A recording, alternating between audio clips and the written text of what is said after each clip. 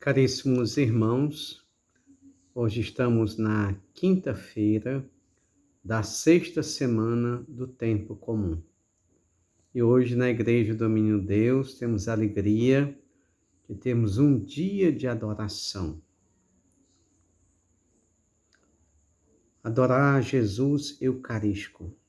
Dom Bosco dizia: se você quer muitas graças, vá muitas vezes ao Santíssimo Sacramento. Se você quer poucas graças, vá poucas vezes ao Santíssimo Sacramento.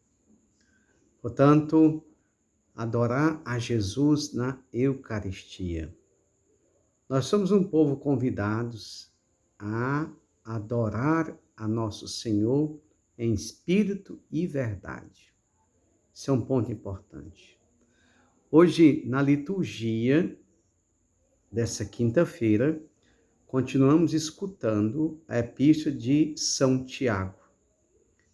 E Tiago, hoje, na sua epístola, ele vai no capítulo 2, versículo de 1 a 9, convidar a sua comunidade a não ter acepção de pessoas.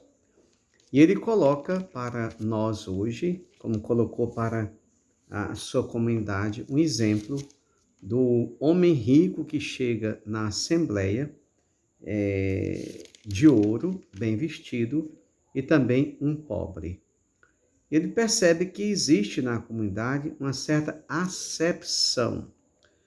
E aí, Tiago vai dizer o seguinte, que esse tipo de comportamento não deve reinar entre uma assembleia cristã. Na assembleia cristã, todos têm igualdade. Não tem cargos, não tem título, não tem cor, não tem posição social. Todos devem se igualar, porque, como dizia o seráfico pai São Francisco, todo homem é meu irmão. De fato, Tiago vai dizer que Deus escolheu os pobres deste mundo. E a comunidade não deve ter, de fato, essa preferência pelos ricos. E por que Deus escolheu os pobres deste mundo? Porque eles não têm nada. Não é que Deus menospreza os ricos. É os ricos que tornaram a sua riqueza o próprio Deus. Então, esse é um ponto indiscutível. E por isso os pobres deste mundo, eles fazem parte do reino de Deus, porque eles têm uma dependência de Deus. Muitas vezes aqueles que têm a riqueza, os bens materiais, não têm essa dependência que deveria ter do Senhor Deus. Por isso, a pobreza evangélica consiste não em não ter nada, mas ser dependente de Deus. Como Santo Agostinho dizia, todo homem é mendigo de Deus. O evangelho de hoje está em Marcos, capítulo 8, versículo 27 a 33. E nesse evangelho, meus irmãos, Jesus está a sós com seus discípulos. Aqui a gente percebe um ponto muito importante e fundamental. A atmosfera vai mudando, né? Antes, há todo aquele momento de milagres, da multidão que procura Jesus. Mas aqui a atmosfera, ele vai mudando.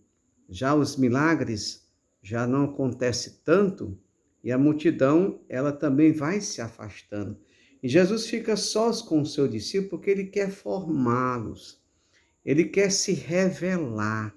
Ele quer dar-se a conhecer. Veja que ontem no Evangelho, aquele cego, ele via gradativamente e depois ele viu por completo, né? Com nitidez. Ele viu com nitidez. Isso é um ponto importante. Por isso, meus irmãos, hoje Jesus faz a pergunta, quando de fato, que diz os homens que eu sou? Então, uns vai dizer aqui no Evangelho que é João Batista, outro vai dizer que é o próprio Elias, né, que ressuscitou. Mas Jesus não quer saber da opinião da multidão. E vós quem dizeis que eu sou? Então, Pedro vai dizer o seguinte: tu és o Messias. Ele proíbe, de fato, os discípulos de dizer isso ainda ao povo, porque a revelação é gradativa. Cabe apenas, em primeiro lugar, aos discípulos que irão ser os continuadores da missão de Jesus, saber quem ele é. Estamos dizendo que o Evangelho de Marcos ele foi escrito para responder à pergunta: quem é Jesus? Agora, Jesus começa a mostrar que tipo de Messias é este que Pedro acabou de revelar. É o servo sofredor. Mas veja como a coisa é processual na cabeça dos discípulos, na cabeça dos apóstolos. Na cabeça dos apóstolos, o Messias era semelhante ao rei Davi, que veio para, de fato, derrubar o Império Romano, fazer com que Jerusalém fosse a capital, tornasse o império. Então, quando Jesus fala de sofrimento, de cruz, de morte, Pedro vai dizer algo muito interessante. Deus o livre que aconteça isto, Senhor, contigo. E Jesus vai ver no pensamento de Pedro algo de Satanás, o demônio que a todos o custo tirar Jesus da sua missão. Então veja, como ainda é um pouco difícil o processo de conhecimento, de ver o Messias aos olhos da fé, né? Ele não é o Messias aos moldes deste mundo, mas é o Messias aos moldes de Deus. Ele veio para nos libertar, nos salvar e resgatar. Mas antes disso, ele tem que passar para a cruz. Os apóstolos vão ter que compreender gradativamente a linguagem da cruz. São Francisco dizia o seguinte: não se chega à glória do ressuscitado sem passar pelo crucificado. Portanto, cruz e ressurreição. É somente em Pentecostes, naquele evento em que o Espírito Santo veio, que os apóstolos vão ter o conhecimento pleno, a visão plena. Por enquanto, uma visão ainda processual, até que chegue a ver com nitidez quem é Jesus. Deus abençoe você. Hoje temos também o dia todo de confissão, de direção espiritual, de aconselhamento e de oração pessoal. Paz e bem, louvado seja nosso Senhor Jesus Cristo.